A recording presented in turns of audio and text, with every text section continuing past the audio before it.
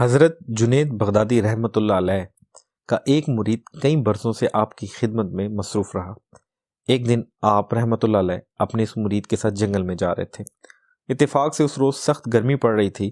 جب کچھ دیر مسلسل دھوپ میں سفر جاری رہا تو مرید کی زبان سے بے اختیار نکل گیا، آج کی گرمی تو ناقابل برداشت ہے۔ یہ سنتے ہی حضرت جنید بغدادی رحمۃ اللہ علیہ ٹھہر گئے اور نہایت پرجلال لہجے میں اپنے مرید کو مخاطب کرتے ہوئے فرمایا، تو نے اتنی دنوں کی صحبت میں صرف شکایت کرنا ہی سیکھا ہے؟ مرید اپنے پیر و مرشد کی گفتگو کا مفہوم نہ سمجھ سکا اور دوبارہ موسم کی سختیوں کی شکایت کرنے لگا۔ حضرت جنید بغدادی کے جلال میں اضافہ ہو گیا اور اسے کہا، تو اپنی دنیا کی طرف واپس لوٹ جا، تو ہماری صحبت کے قابل نہیں ہے۔ مختصر یہ اس مرید کو خانقاہ سے نکال دیا گیا۔ دوسرے خدمتگاروں نے ڈرتے ڈرتے سبب پوچھا تو حضرت جنید بغدادی رحمۃ اللہ علیہ نے فرمایا، موسم کیا ہے؟